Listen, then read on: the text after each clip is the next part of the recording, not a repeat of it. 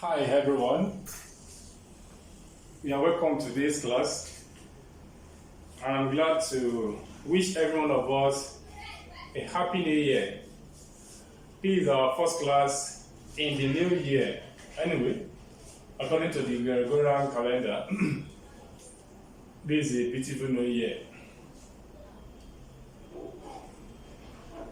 Alright, as the case may be, we are here today. We thank God for the gift of life for today's class. So today, I'm going to treat the topic portfolio theory. In my previous videos, I was talking about financial management, in which that is what this YouTube channel is centered upon. This YouTube channel is created to do what? To keep us abreast, to inform us on how to do what and how to manage our financial resources. Just like we know that we are still in the pandemic, on which the whole earth, the whole world is faced with the coronavirus pandemic. And by that therefore, we can see a lot of economies crumbling, business dying, business crumbling, and human beings are finding it difficult to do what? To make their next meet, just like the company as well. Some companies are folded up, some are still folding up, and many are struggling to do what? To come back to existence. In order to guide against our financial resources, in order to guide against to mitigate such effect on our financial resources, there are some financial knowledge that we need to do what we need to keep ourselves informed about. Anyway, today I'm treating the topic portfolio theory, in which in some of the last videos I've talked about capital investment decision, capital rationing. I talked about cost of capital, mathematics and finance. So today I'm looking at the topic portfolio theory. Now, the lifeline of any business organization is ability to do what? To keep it going. What is it that is keeping it going? To keep the business of the organization going. To keep the financial resources of the company alive, because if there's no financial resources, there'll be nothing to do or to call the company. So the little financial resources that we have at our disposal, we need to do what we need to manage them. We need to manage it effectively in order to see the return. So today I'm talking about portfolio theory. Companies do have a lot of businesses in which they run their day-to-day activities on. Companies may have, just like I talked about in capital investment decision, company will have a list of projects at hand, and we tend to know which one should the company invest on. What combination? How should the company combine this investment, this project, in order to do what? In order to maximize the shareholders' wealth, in order to maximize the stakeholders' wealth. In that case, therefore, the collection of these projects is what we call what? Portfolio. In a simple term, a portfolio is a collection of different investments that makes up an investor's total holdings. So as a business organization, or as an individual, as an investor, or as a business organization, you need to have a portfolio of investments, so that if one of the investments is not performing very well, there's need for you to do there will be another set of investment that will cushion the effect of the investment that is not well performing due to some factors, external factors or internal factors. So when the company gathers all this together, investment A, project B, project C, and nets everything together, it tends to do what we call that a portfolio of investment. When you invest your money in more than one business unit, in more than one product, in more than one investment, we call it a portfolio of investment. So portfolio is a collection of different investments that makes up an investor's total holdings. And therefore, a portfolio can be investment in stocks and shares by an investor. A portfolio can be investment in stock and share by an investor. Also, a portfolio can also be termed as well as investment in capital projects by a company. Investment can also be said a portfolio can also be said to be investment in capital projects by a company. So as an individual, you approach the stock exchange market, you buy stocks, you buy shares of different companies. When you now put all these different investment, different shares in which you have bought from different companies together, you call it a portfolio. So a portfolio is a collection of different investments. You have invested your money in more than one item, in more than one investment, in more than one share. You call that a collection of to invest, which is portfolio. That is the case for an individual. But in the case of business enterprise, of a company,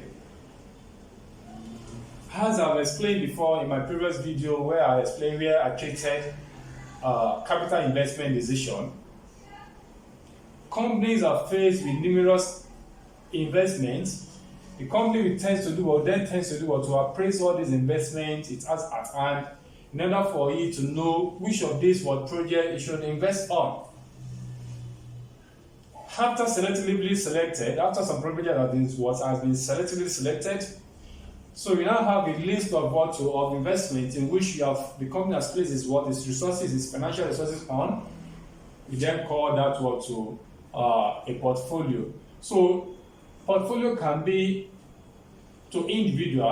An individual can have a portfolio of investment, such as stocks and shares. Likewise, a company may have portfolio of investment in capital projects.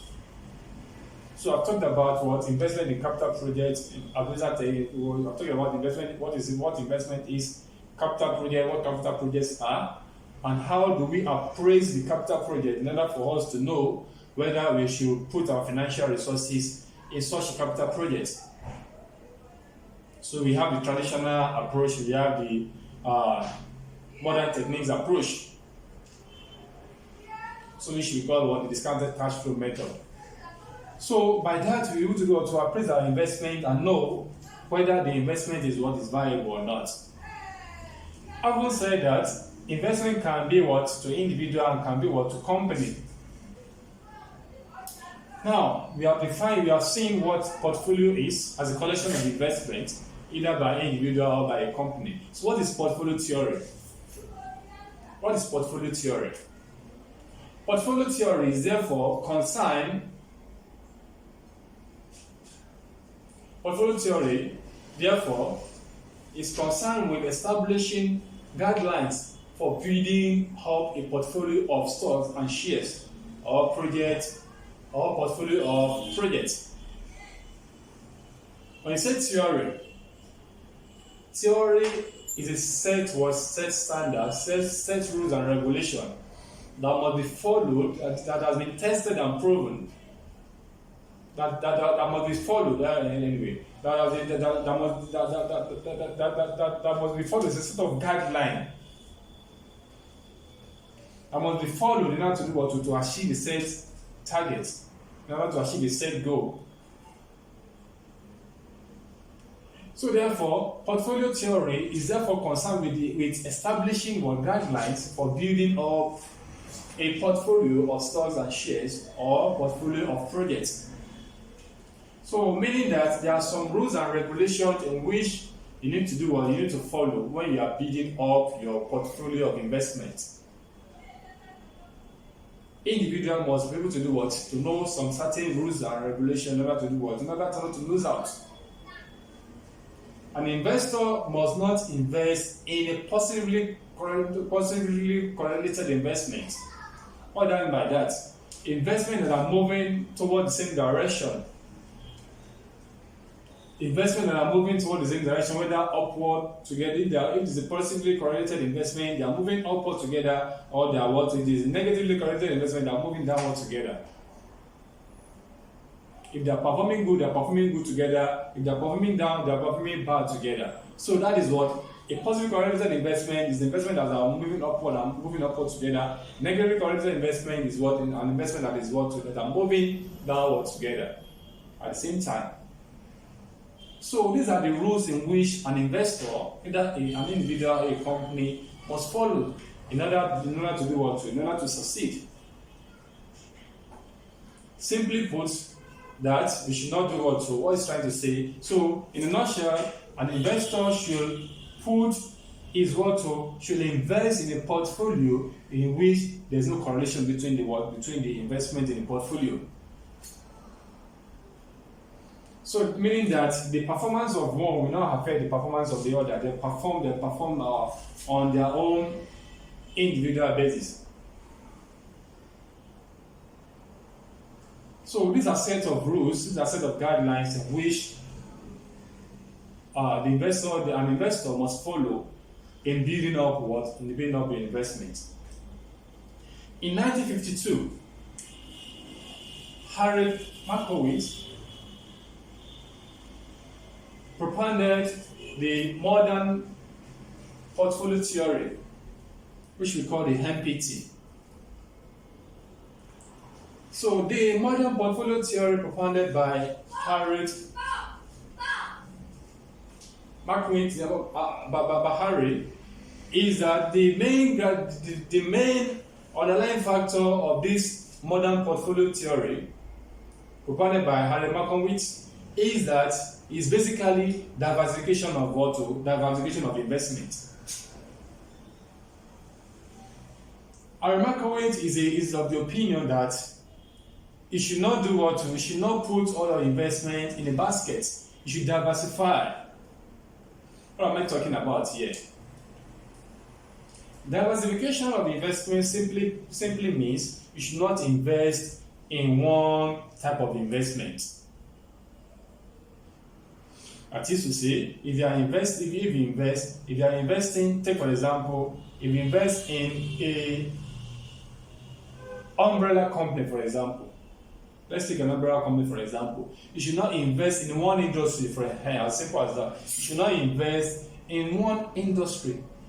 It tends to to diversify into so many areas of project of investment. So many areas of industry, so that if the industry is badly affected, it will not affect all your investment in that industry. That is what Harold Markowitz is stressing in the modern portfolio theory in which he propounded in the year 1952. Simply saying that we should tend to to diversify our investment. When you diversify your investment, you are trying to to guide against what we call risk. You are trying to to guide against what we call risk. Harold Markowitz is also of the opinion that his assumption is that all investors are risk averse. That investors are risk averse. When we say an investor is a risk averse investor, it's simply saying that such investor is guiding against risk. Risk averse is guiding against risk. That is to say, it's taking the lowest risk at the maximum return. The minimum risk at the maximum return. Because majorly what we are talking about under portfolio theory or any other financial management is minimization of risk and maximization of wealth. Cost. You're talking about cost. Minimization of cost, maximization of what? Of benefit. Minimization of risk, or maximization of what? Of return. So in that sense that a risk-averse investor is one where he is faced with what? With two types of investments, in which investment A is given a lower risk. So such investor will go for what? We go for such investment as giving what? A lower risk. A risk-averse investor is an investor that goes for an investment with the lowest risk. That tends to to maximize what is return at any given period of time. It goes what a risk-averse investors doesn't like to do to take risk. So it goes with the investment with the lowest risk. So by that, therefore, we have different categories of investors. We have the risk-averse investors. We have the risk-aggressive investors. The risk-aggressive investor is one that goes for the highest risk, highest return, and the highest risk. So that is the rule. The higher the risk, the higher the return. So that's a risk-aggressive investor. But under the theory of Harry Markowitz, in which he propounded in 1952, his opinion is that all investors are risk averse, meaning that investors normally go for the investment with the lower risk. So by this, I've tended to introduce the concept of portfolio theory. So we define what the portfolio is to an individual investor, to invest to a company, and what portfolio theory is. And I've also talked about what Harry Markowitz talks about in his own theory, which is provided in 1952, in which the main underlying factor of this Harry Markowitz is diversification. And what are we diversifying? We are diversifying. Diversification simply means to invest in different industry so that you not be badly hit if any unforeseen circumstances before such an industry. Simply put, into a layman, it means you should not put all your eggs in a basket. That's what we are. That's the literary interpretation of diversification. And what are we diversifying? We are diversifying basically because of what? Because of risk. We are diversifying basically because of what? Because of risk. We want to guard against what? We want to guard against risk as much as possible. And this, therefore, I've introduced the topic. So the next video I'm going to shoot after this. I'm going to talk about what? The concept of risk. When you talk about risk, what are we talking about? What we mean by risk and what mean by risk? So we tend to do we analyze the concept of risk in portfolio theory. So portfolio, basically we are looking at risk and return. So how do we maximize our return? How do we minimize our risk? And it's also said an efficient portfolio, it is a portfolio that gives us the highest risk and the highest return with the lowest risk. So an efficient portfolio is a kind of portfolio in which you have different investments, in which the portfolio at the end of the day give you the highest return with the lowest risk. That is an efficient portfolio. So watch out for the next video in which I'm going to treat the concept of risk in portfolio theory. Thank you and God bless. If you have not subscribed to this YouTube channel, kindly click on the subscribe button and share the video, watch the video, like the video, comment if you have any comment, please. I'll be glad to receive your comments. And please watch out for the next video on the concept of risk in portfolio theory. Thank you.